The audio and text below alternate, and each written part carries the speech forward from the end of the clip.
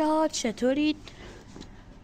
من چند روزی که ویدیو نمیذاشتم مسافرت بودیم راستیتش. بعد الان دیگه میخوام ویدیو بذارم. من ایده ندارم، داخل کامنت ها بهم ایده بدین که برای ویدیوهای جدیدتر ایده داشته باشیم. و حالا به خاطر اینکه دیگه ویدیو گذاشته باشم و کانالمون طوری نشه که دیگه ویدیو کم توش آپلود بشه، حالا یه مودی رو بهتون نشون بدم که فلزیاب یعنی گنجیاب داره.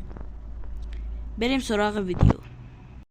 خب همونطور که بهتون گفتم ما اینجا، من هنوز به این عادت نکردم، گنجیاب داریم. میتونیم بیایم این قسمت گنجیابایی که نیاز داریم رو برداریم. حالا این اولتراش هست، میتونید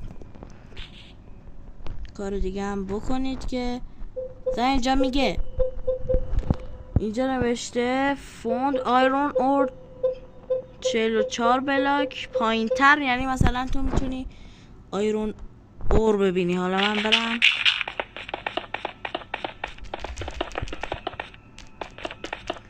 خب اینجا دوباره میزنیم 19 بلاک 13 3 بلاک 1 2 3. واقعا راست میگه ها.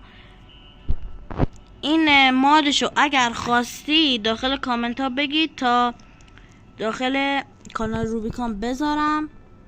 لینک کانال روبیکام هم داخل دومین ویدیو کانالم هست. حالا اگر درخواستاتون زیاد بود داخل کامنت های همین ویدیو هم پینش میکنم.